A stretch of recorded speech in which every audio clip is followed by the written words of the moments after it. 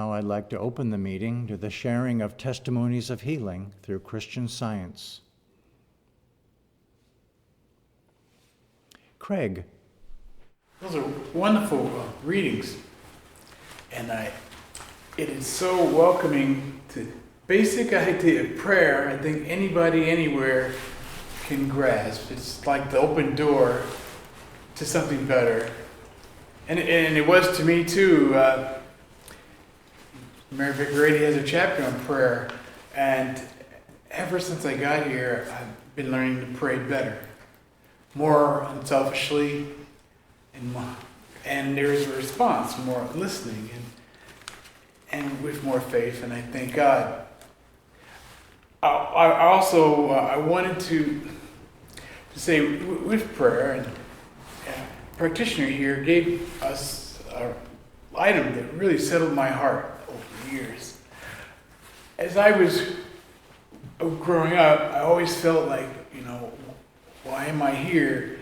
And in this church, I found that I have my purpose, and it's to do God's work. And to make the world better, if I have something, be able to lift somebody else so they can have it too. We learn Christian Science, and others can kick out the wrong and have the right and have a better life. It just multiplies or spreads.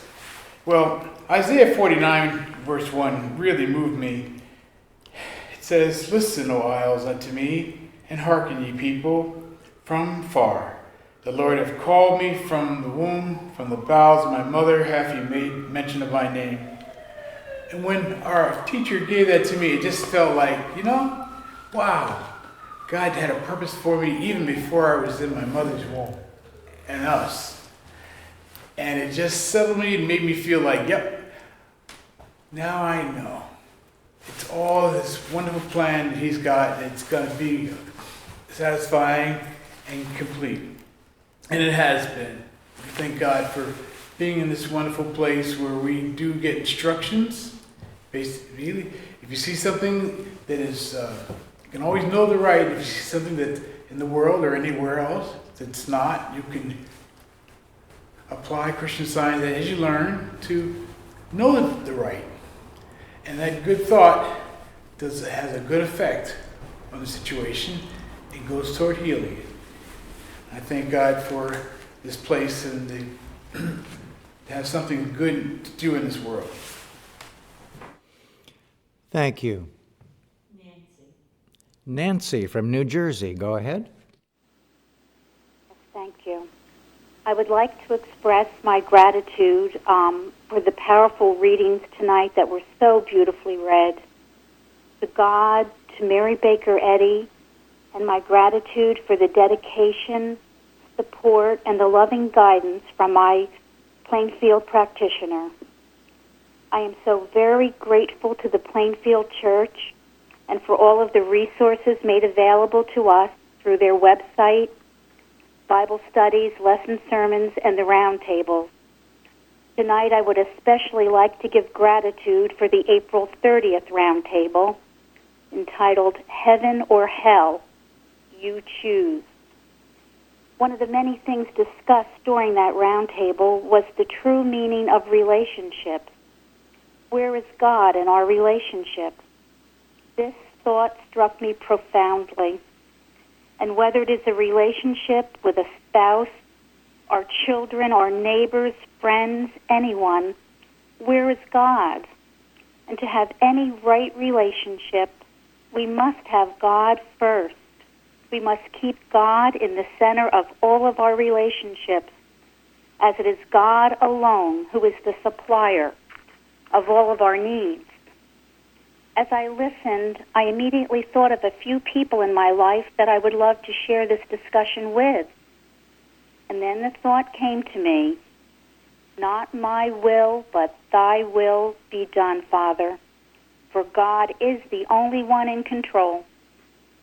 I prayed to know that if or when I should share this, that God would not only provide the opportunity, but also tell me what to say. When Roundtable ended, I proceeded to listen to the Sunday service, leaving all to God. Within minutes after the service ended, my phone rang, and it was one of the people I most wanted to share these thoughts with. Although they had called to ask me a simple favor, the conversation very quickly and naturally led to the sharing of all that I had just learned during that roundtable. I'm telling you, the words just flowed from me so freely and with such conviction and love. It was God speaking, not me at all. The caller was like a sponge, just soaking up every truth spoken, and he asked if I would email him some articles to read, which I did with great joy and gratitude to God. I also sent him the Plainfield Church website, which he greatly appreciated. This was truly God's work in action, a demonstration and proof that all of the watching and the healing work being done in this church absolutely does go forth, and it reaches and it comforts every hungry heart. This was a blessing for all, and I thank you. Thank you. Chardell from Pennsylvania, go ahead. Oh, good evening. I had another testimony prepared, but I must say my testimony tonight is gratitude for all of Plainfield. I was feeling sick at about 5 o'clock, and by the time I listened to the music and the hymns and the readings, which are beautiful, I'm fine. So thank you for this healing, Plainfield. I love you. Thank you. Thank you. Luann from New York, go ahead. Thank you. When I first came into Christian Science, I was suffering from a severe back injury, which soon led to my unplanned retirement from a 25-year career as a correction officer. Fell into a deep state of worry about my financial situation. Had the foundation for my pottery shop in place and a mountain of bills to pay.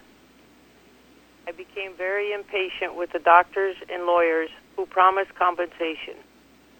My anger and fear were out of control, and I received no help. My practitioner worked steadily on this, developing my understanding of God as mind. With this seed of truth planted, patience began to grow. With every healing, so did my faith in God.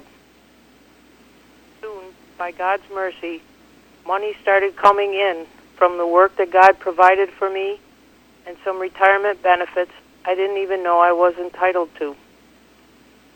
It was enough to build the pottery shop and pay some bills. My case with disability was still active, and my doctor kept pressing me to go to physical therapy. But I held to my faith in God, that He alone heals. And I told her I was no longer going to seek medical attention. As I worked on the building, my practitioner worked with me on my claim of a back injury, and I soon was healed. Gradually, the money for the shop and my savings were used up, and I was very gratefully living on my retirement check. After 3 years of hearing nothing from my lawyer, she called and pressed me to pursue financial compensation for my injury. With a leaking roof, a 14-year-old truck that was barely running, and a furnace that needed to be replaced, I held to my faith in God, knowing He is the source of my supply. I told her my back had been healed by God, and she could do whatever she felt was right, and I left it at that. Never heard from her again. In February, the fuel line of my furnace broke. With God's help, I repaired it and was able to afford a small amount of fuel to replace what was lost. In April, the pellets for my pellet stove ran out, and we relied on the furnace to heat our home. At the end of April, we had no fuel and no money to buy more for another week. I found the strength to hold on with every word shared in our Bible studies and roundtable discussions. I reassured myself of God's promises with the golden text in our lessons.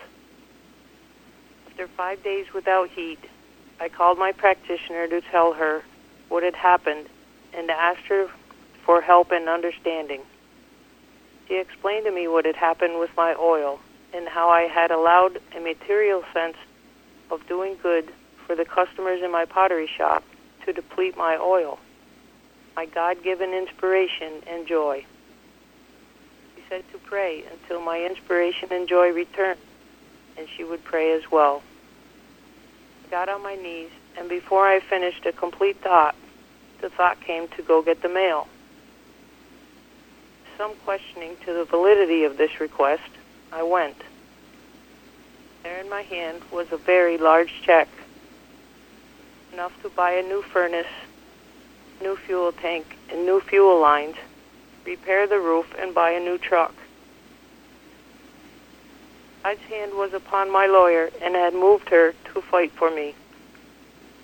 I was deeply humbled, moved to tears as I felt my Father's love embracing me.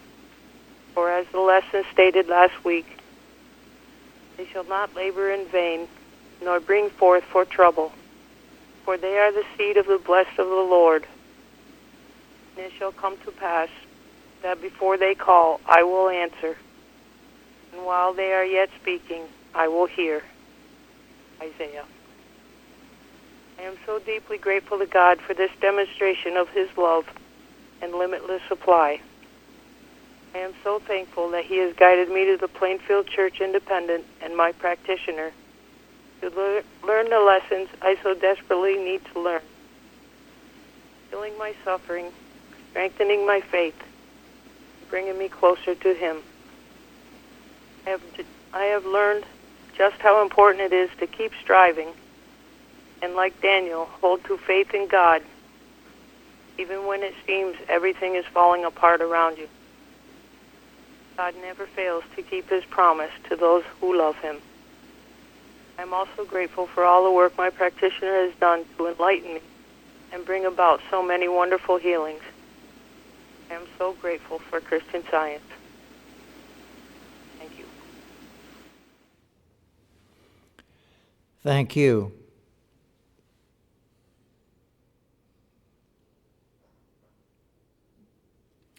Jeremy. I am grateful tonight for God's mercy. He saved me from a very low existence and set me here in Plainfield. I thank Him every day for the blessings of Christian Science and for the opportunity to do this work. I've been so thankful to learn that God is the only one we should entrust our loyalty to. This has been a wonderful change in my thought. Before Plainfield, I spent my life being loyal to people, and while it felt right to have that faithful quality, I usually ended up being taken advantage of. Now, with learning to be loyal to God alone, it is the first time I feel really blessed by it, and also having the knowledge that it is well placed. To find, and from this last couple weeks' lessons, to find out that those who do the will of God are my family, I can see how being loyal to God is the only way to bless all mankind. I never would have understood any of this without Christian Science. I am very grateful for God, Christian Science, this church, my practitioner, and all the healings I have experienced here. Thank you. Thank you. Jeff. I am thankful to have changed from a life dead in sins to growth in grace, expressed in patience, meekness, love, and good deeds. But until very recently, it wasn't always so. I'm going to share a quote that's heard in the rooms of AA where I got sober. The old-timers there used to say, "If you take a drunken horse thief and sober him up, you still have a horse thief." That analogy pretty accurately describes the not very good quality of my sobriety. Even after decades without a drink or a drug, and attending meetings of that well-known 12-step program, I still had a disease of the attitudes, was full of fear and dishonesty. I am so thankful to this church, practitioner help, and Mary Baker Eddy, and above all, our good God, for healing me of the disease of dishonesty. In a recent lesson sermon, we read in Science and Health by Mary Baker Eddy that dishonesty forfeits spiritual power. For me, that means healing has restored me to being honest with myself as well as with others. This above all, to thine own self be true, wrote Shakespeare. Thanks to all of you, I know now, I understand what this means. Rigorous honesty and Christian Science have healed me so God can build with me as he sees fit. Self-seeking has slipped away. I know not where, maybe back into the nothingness from whence it came. And today, I strive to do God's will as best I can because it pleases him. The good news is God's promises are truly being fulfilled in my life, which was, like it says in the Bible, dead in sins. For that, I owe an eternal debt of gratitude, which I would like to pay one day at a time. Thank you for listening. Thank you. Linda from Pennsylvania, go ahead. Good evening. Thank you for the readings, the music, and the testimonies this evening. I want to express my deep appreciation for the Plainfield Church, its dedicated members, and my practitioner for the many things that I am learning about God His creation through the Bible and Mary Baker Eddy's writings. With this, I am learning to love as Jesus commanded, a love that forgives, blesses even its enemies, has a grateful heart, is unselfed, and doesn't let the wrong rule the right, and it heals. This church is like prayer in action.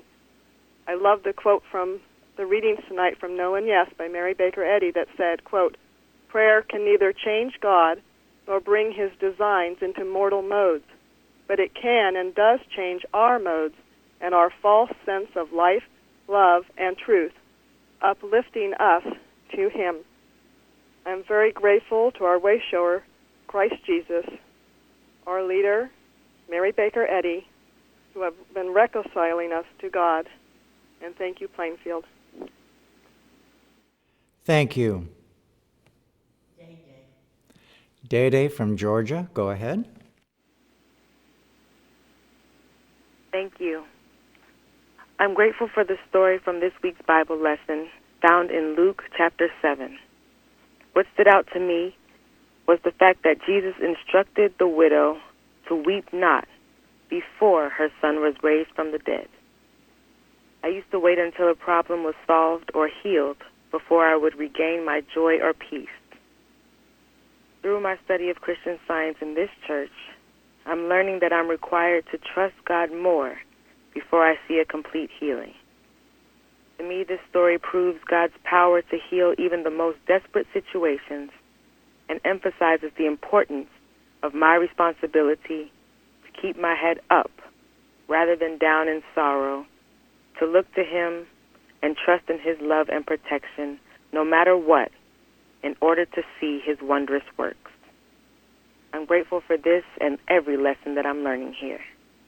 Thank you so much for tonight's readings and for all the testimonies. I'm grateful to be here. Thank you. Mike from New York, go ahead. Thank you. I'm so grateful for the readings and testimonies tonight. I'm also very grateful for this past weekend's Bible study and roundtable, which gave the best and most beautiful explanation of creation and the equality of all humankind I've ever heard. So thankful for all who have attended and made so many wonderful points. I'm grateful for this Plainfield Church and all it's doing to better the world through pure Christian Science. Thank you, God. Thank you. Jim from Arizona, go ahead.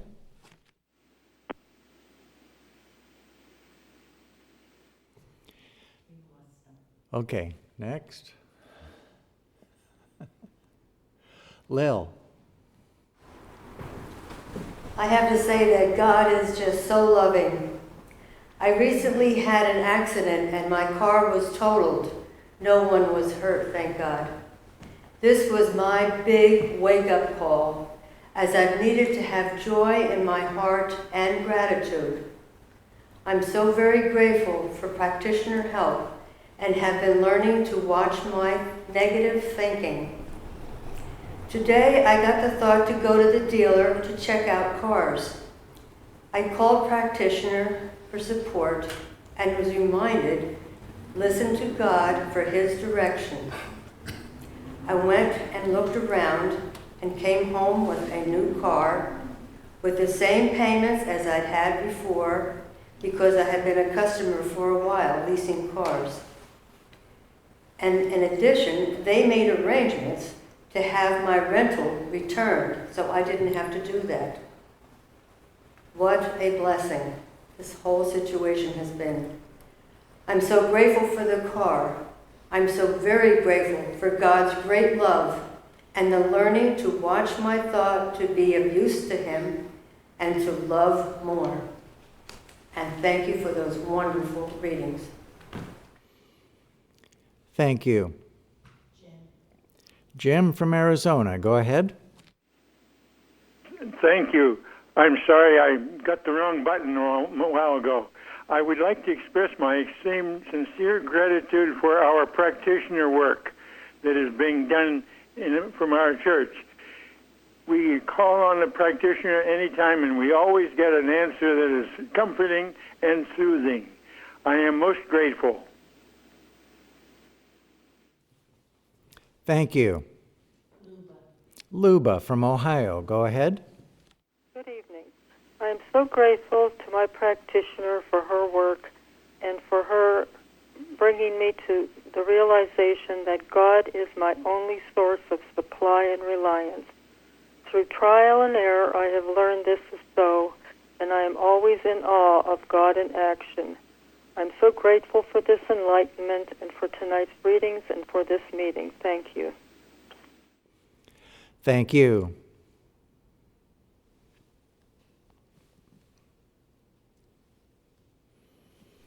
This is Bruce. I also would like to thank Fairley for those really fine readings tonight. And there was a statement that was read that brought to light a healing that I had many, many years ago. And this was a statement from the Bible. It says, "The fervent, effectual prayer of a righteous man availeth much." Simple as that. I can remember the time when I was pretty much complaining about a problem that was going on. I forgot what it was, and then I was talking to a practitioner about it, and she said something, and I kept back to the bad picture that was in front of me all the time. And then she says, "Don't you know what it says in the Bible? That says that the effectual fervent prayer of a righteous man availeth much. So why are you looking at the problem this way?" And I got to admit, it was like this Bible statement came to life for me. It was one of the first times where I really felt like the truth in the Bible was alive and kicking, because this practitioner was a no-nonsense one and very serious about Christian Science and practicing it. So I'm grateful for this experience. And sure enough, it was later that day this problem resolved. And I know it was the power that went on with this conversation with this practitioner who was practicing Christian Science right and shared this biblical truth with me and got me off of looking at the problem instead of turning to righteous prayer that avails so much. That was quite an example. I'll never forget that one.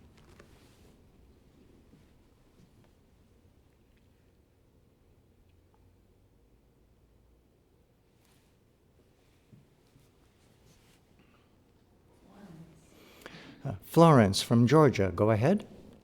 Thank you. Tonight I'd like to give gratitude for some things I've learned through Christian Science. Over the years, I have learned to ask myself certain short questions, which are really prayers in essence at different times. And I have found that they often get me thinking right again. One of these questions is, where is God in all of this? And I had the opportunity to test this again when certain physical symptoms became aggressive, and they were all presenting as though to stop me from doing my work. For a brief moment, it seemed as though I was so overwhelmed, thinking of what I was going to do. But then the question came, where is God in all of this? I am so grateful that when I asked myself this question, it was as though a certain calm and strength came over me, which turned my thought. And then I was able to declare God's presence, His power and His wisdom, and the fact that He is the source of all action. Holding to this truth, more clarity came for me to reverse certain thoughts that were trying to disturb my thought. And I was able to feel the strength of God again and able to do my work. God only is present. Only God is. And I am happy to know this and grateful for all the other testimonies which prove this unchanging fact. Thank you, Fairly, so much for your beautiful readings, and I'm so happy to be here tonight. Thank you. Fairly from Maryland, go ahead. I'm very grateful for I'm continually learning at Plainfield from my practitioner, the Bible studies and roundtables, and all the literature available on our wonderful website. I want to express my gratitude for the healing of a situation that my son found himself in recently. He is currently in the process of finishing a documentary film he has been making for a long period of time. And to actually produce it requires that a lawyer be involved. But the only suitable lawyer who handled this kind of thing, whom he thought was going to help him, constantly failed to return his phone calls or emails for over 2 weeks. So he called us to say he was devastated because without this, he could not get the film out professionally. And he had given his all for it and spent a great deal of time on it. It's a film with a very right idea. So that afternoon, after he called us, I asked my husband, and we decided to pray all during the afternoon for him about this, working with the truths that my practitioner had told me. The power of a right idea cannot be stopped. Unselfed love receives directly the divine power. Right thought must manifest itself. That very evening, our son called us to tell us that the lawyer had just contacted him to say she would represent him. I told him it was an answer to prayer, and he understood that, for which I am very grateful. Thank you for all that you offer here, and I'm very grateful to God, to Jesus, to Mrs. Eddy, to all those at Plainfield, my practitioner. Thank you.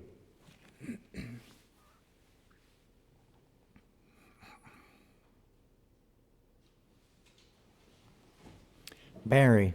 I have a couple of things to read tonight. First, from the Bulletin Board website from Virginia.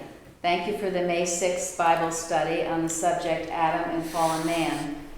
In answer to the question, how were both female and male made in God's own image, a quote was given from Watches, Prayers, and Arguments, which totally defends and supports generic man as God's idea, completely free from personality, limitations, and material laws. A wonderful precept to dwell on for oneself and for all mankind. Thank you for this treasure. You can find it on our forum on the website and also in the book Watches, Prayers, and Arguments, page 92. And then California, a letter. Dear friends, thank you for all the work done for and by the Plainfield Christian Science Church Independent. I'm very grateful for the website and the publications provided by this church. Also very grateful for the services as well as the Bible studies and roundtable discussions. I'm most grateful for all the opportunities to participate in church activities and thanks to for all the help I'm receiving from a practitioner. And then just a quick email from Uruguay. Thank God for the roundtable and for the lesson. And that was sent last Sunday. We are reaching all around the world, all around the globe, and for that I'm very grateful. And for any newcomers that are listening tonight, we give you a warm welcome. It was a beautiful service, such beautiful readings and heartfelt testimonies and beautiful music. Just an hour of rejoicing and praising God for His goodness. A lesson I once learned from a practitioner some time ago, she made a simple statement and said I needed to apply it in my life at that time. And the statement was that we are to give of our light, but never of our oil. And it was explained, your light is your joy and your gratitude, seeing people brightly. It's just something that shines forth like the light. And that we give freely to everyone, everywhere. And it creates an atmosphere, it's a Christly atmosphere, and it heals and blesses all who feel it and are in contact with it. But our oil, as Luann mentioned in her testimony, is something different. Mrs. Eddy gives the definition of oil in Science and Health in the glossary as consecration, charity, gentleness, prayer, heavenly inspiration. Now your oil is something that you work for and you receive. It's something to be valued and treasured, but it is yours. And as in the story of the 10 virgins, 5 were wise and 5 were foolish. And the 5 wise virgins, they kept their oil. They knew the value of their oil. And when the 5 foolish ones wanted to take it from them, they refused. And they said, you have to go make your own oil. You have to get your own oil. It's worth whatever price it is that you have to pay. We had to pay our price. You have to pay yours. You've got to work for it yourself. Now that's just plain common sense and plain principle. In Mrs. Eddy's beautiful article in Miscellaneous Writings, Fidelity, she says that the children of this world are in their generation wiser than the children of light. That's a quote from the Bible. They watch the market, acquaint themselves with the etiquette of the exchange, and are ready for the next move. How much more should we be faithful over the things of spirit that are able to make us wise unto salvation? So, those who truly value God and what God gives us, we keep that oil, we keep the flames burning, we keep our joy steadfastly, and that no one should take from you. And at that time in my life, I didn't realize this, and I think I was giving up my oil, and it was depleting. And the practitioner said, no, there's a line no one crosses. You give of your light, but not of your oil. That you've earned, that is yours. Everyone is free to earn theirs and keep theirs as well. This was such a wonderful lesson. I have referred to it many, many times in my life. I'm so grateful for this practitioner, for her wise wisdom.